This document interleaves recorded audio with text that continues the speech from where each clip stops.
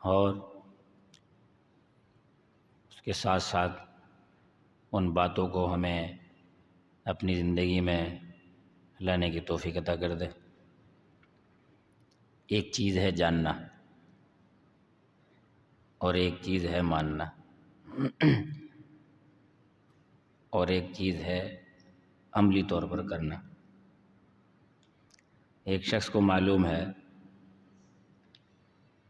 دین اسلام کیا ہے،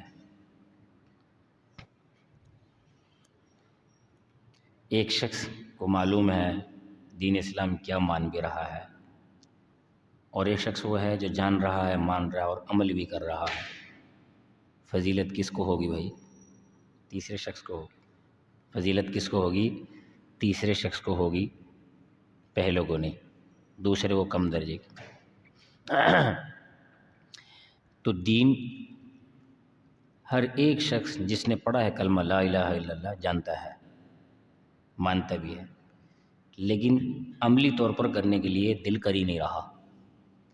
عملی طور پر دل کر نہیں رہا کیوں؟ کہ دنیا میں اتنے منہمک ہیں کہ دنیا کی جو اوقات ہیں وہ اوقات ہمیں وہ کام کرنے نہیں دے رہے ہیں، جو کام کرنے کے ہیں وہ کر نہیں رہے ہیں، جو کام نہیں کرنے کے ہیں ان میں پڑے ہوئے ہیں۔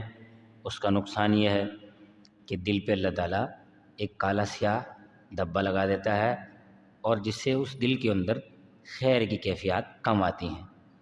من یرید اللہ بہ خیر یفقہ فی الدین، کہ جس سے اللہ خیر کا ارادہ کرے اس کو دین کی سمجھ دے ہے، اور جس سے اللہ تعالیٰ خیر کا ارادہ نہ کرے تو دین کی سمجھ نہیں دیتا، حال وقتہ ایسے لوگوں کے پیچھے لگا دیتا ہے، پھر پریشان اور حیران کرتا رہتے ہیں۔ آپ نے دیکھا ہے کہ عام روٹین میں جو ہے نا کہ بس بلا وجہ ہے ایک کسی کام کے پیچھے پڑتے ہیں جس کی ضرورت بھی نہیں ہوتی۔ تو اصل چیز کیا ہے؟ اس اعمال کے اندر جڑنا جس اعمال کے ذریعے سے اللہ ملے، اللہ کا نبی ملے اور جنت کا راستہ ملے۔ اللہ کے نبی نے فرمایا کہ جب دن آئیں، اور اللہ کا حکم بھی یہی ہے کہ جب دن آئیں حج کی تو ہمیں حج کرنا چاہیے۔ من استطاع الیہ سبیلا، جس کے پاس وسعت ہو اس کو ضرور کرنا چاہیے۔ اب وہ مانتا بھی ہے، جانتا بھی ہے، لیکن دل کے اندر نہیں آ رہی۔ کیوں؟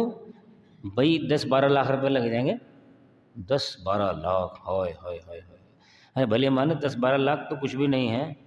جو عاشق لوگ ہوتے ہیں نا 12 کروڑ بھی خرچ کر کے چلے جاؤ بھائی۔ عاشقوں کے لیے ہے یہ راستہ بھائی، چوری کھانے والے مجنوں کے لیے نہیں۔ ہر مشکل راہ، ہر مشکل کام عاشق اور مجذوب اور جنون والے کیا کرتے ہیں، عام لوگوں کا کام نہیں ہے۔ عام لوگوں کے سامنے تم 1 لاکھ فضیلت رکھو، ادھر سے نکلیں گی ادھر سے اڑ جائیں گی۔ کام جو کام کرنے والے تو مخصوص ہوتے ہیں، اور پھر اللہ کی مدد ان کے ساتھ ہوتی ہے۔ نبی کریم صلی اللہ علیہ وسلم فرمایا کہ جب نبی نے سب سے پہلے اعلان کیا کہ دیکھو میں کہہ رہا ہوں میں اللہ کا رسول ہوں، اور میں یہ بھی کہہ رہا ہوں جو میری بات مانے گا وہ ہدایت پہ ہوگا اور جنت میں جائے گا۔ اب کیا تھا کہ سب سے قریبی لوگوں نے نبی کی مخالفت کی، اور حتیٰ کہ پتھر اٹھا کے مارے، نبی کریم صلی اللہ علیہ وسلم کو لہو لہان کر دیا۔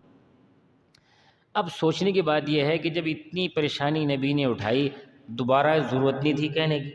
فرمایا کہ نہ، نبی کو تو عشق اور جنون تھا، اللہ سے محبت تھی، محبت کے اندر اللہ کی اتنے ڈوبے ہوئے تھے۔ فرمایا کہ نبی نے پھر دوبارہ آواز لگائی، انہوں نے پھر وہی کام کیا۔ نبی نے اپنا کام چھوڑا نہیں، ان لوگوں نے نبی کو چھوڑا نہیں۔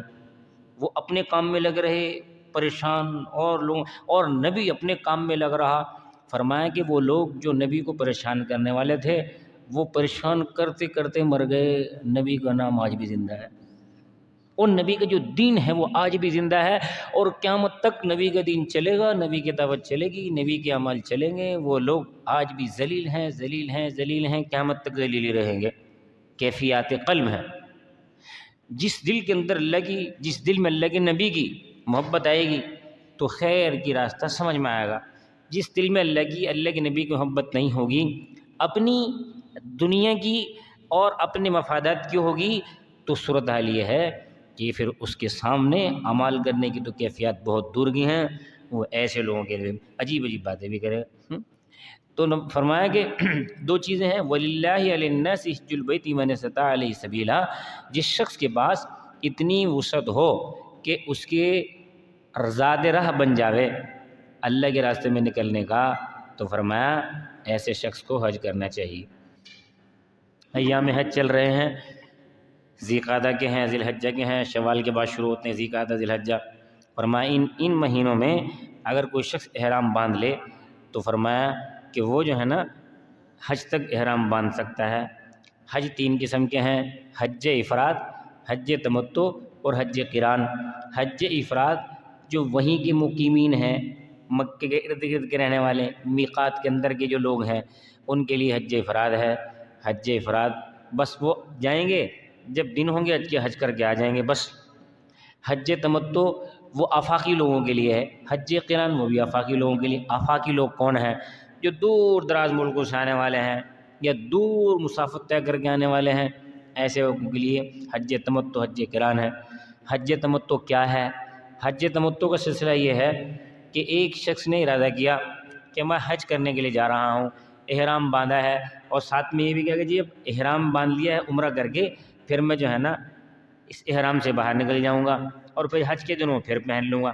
تو فرمایا کہ ایسے ہی کیا اس نے، یہ گیا اس نے عمرہ کیا اور احرام سے آزاد ہو گیا، اور اس کے بعد پھر انتظار رہی حج کے دنوں میں، جب حج کے دن آئے تو حج کا احرام باندھ لیا کہ حج تمتع اس نے فائدہ حاصل کر لیا، عمرے کے درمیان میں اور حج کے درمیان میں وقت میں فائدہ حاصل کر لیا اس نے۔ اور تیسرا حج قران ہے، اس کی فضیلت بہت زیادہ ہے، مشقتیں بہت زیادہ ہیں۔ فرمایا کہ ایک شخص نے ارادہ کیا کہ میں حج قران کا ارادہ کرتا ہوں، اب اپنے گھر سے یہیں سے باندھ لے، بھلے احرام مسئلہ کچھ نہیں ہے، ایئرپورٹ سے باندھ لے کچھ نہیں ہے، جب وہ میقات سے گزرے گا 2 رکعت پڑھ لے بس، آگے جا کے تلبیہ شروع کر دے 2 نفل پڑھنے کے بعد۔ تو حج قران کا سلسلہ یہ ہے کہ جب وہ گھر سے نکل رہا ہے حاجی اس نیت سے کہ میں حج قران کرتا ہوں، اب اس کے لیے یہ ہے کہ یہ جائے گا حرم کے اندر عمرہ کرے گا، عمرہ کرنے کے بعد احرام سے آزاد نہیں ہوگا، حلق بھی کرا لے، قصر بھی کرا لے، کچھ نہ کچھ، لیکن احرام سے یہ آزاد نہیں ہوگا، چونکہ اس نے نیت حج قران کی ہے۔ قران کہتے ہیں ملانے کو، عمرے کو اور حج کو اس نے ملا لیا۔ اب مثلاً آج 18 تاریخ ہے، 19 تاریخ ہے چاند کی، آج ایک شخص نے حج کا ارادہ کر لیا کہ جی میں حج کا ارادہ کرتا ہوں، تو وہ حج قران ہی بنے گا۔ اب وہ عمرہ کرنے کے بعد احرام سے آزاد نہیں ہوگا، بلکہ وہ محرم ہی رہے گا، اور پھر جیسے جیسے حج کے ایام آئیں گے تو وہ اس احرام ہی میں رہے گا، اور جب حج پڑھنے کے بعد پھر جب قربانی وغیرہ کر لے گا تو پھر اس کے بعد جو ہے نا حج سے باہر نکلے گا اس احرام سے۔ تو اس کی فضیلت بہت زیادہ ہے، اس کی قیودات بھی بہت زیادہ ہیں، ہے نا، جتنا کیا کہتے ہیں جتنی سختی اور پریشانی ہوگی اجر بھی اللہ کے یہاں بہت زیادہ ہے۔ اب اس شخص کے لیے بہت ساری چیزیں کرنی ٹھیک ہی نہیں ہیں، مثلاً یہ ناخن بھی نہیں کٹوا سکتا، بال بھی نہیں کٹوا سکتا، کسی مکھی کو مار نہیں سکتا، کسی کے مچھر کو نہیں مار سکتا، کوئی شکار نہیں کر سکتا، حتیٰ کہ جو وغیرہ ہیں خدا نخواستہ بہت دور کا سلسلہ ہے تو اس کو بھی نہیں مار سکتا۔ یہ بڑی خطرناک کیفیات ہیں۔ اگر خدا نخواستہ رات میں سو ہوا ہے اور 1000 مچھروں نے اس پہ حملہ کر دیا، کسی ایک مچھر کو بھی مارے گا دم پڑ جائے گا، جان بوجھ کے نہیں مار سکتا کسی کو بھی، یہ دقت کا معاملہ ہے بھائی، بہت زیادہ، جتنی مشقت ہے اللہ کے یہاں اجر بھی اتنا زیادہ ہے۔ تو وہی صورتحال یہ ہے کہ اس کے اندر بہت ساری قیودات اضافے کے ساتھ شامل ہو جاتی ہیں، جس کی وجہ سے اس کو جو ہے نا یہ کام کرنا پڑے گا۔ اور پھر سلسلہ یہ ہے کہ جس وقت وہ مطلب ہے کہ ضرورت پڑ جاتی ہے کہ احرام بدلنے کی بھی، تو کوئی حرج نہیں، احرام بدل لے۔ بہت سے لوگ ذہن میں کر لے یہ احرام آگے تک جائے گا، نہ بھائی دیکھو کپڑے ہمارے خراب ہوں تو دھو لیتے ہیں، کوئی مسئلہ نہیں ہے، 1-2 احرام ہوں دھو کے پہن لیں، اس سے فرق نہیں پڑے گا، وہ محرم ہی کہلائے گا۔ ضرورت پڑ جاتی ہے خراب ہو تو اگر اس کو ہی دھو کے استعمال کرنا چاہے تب بھی استعمال کر سکتا ہے، ایک چادر دھو لے وہ پہن لے اور دوسری چادر جو ہے پھر دھو لے، تو دونوں طریقے سے اس کے سلسلے چل سکتے ہیں۔ تو خیر جو ہے نا فرمایا کہ جو حج قران کا سلسلہ ہے اس کے اندر دونوں چیزیں شامل کرنے کی ہیں، عمرے کو بھی اور پھر کیا کہتے ہیں حج کو بھی۔ فرمایا کہ پھر اس کے بعد جس وقت قربانی کرے گا تو قربانی کرنے کے بعد حلق کرانے کے بعد وہ اس سے آزاد ہو جائے گا۔ سب سے بڑی بات یہ ہے کہ یہ کرے گا کون؟ مہنگائی خطرناک ہے اور لوگ پریشان ہیں۔ فرمایا کہ بھائی جس کو اللہ نے توفیق دیا ہے پورے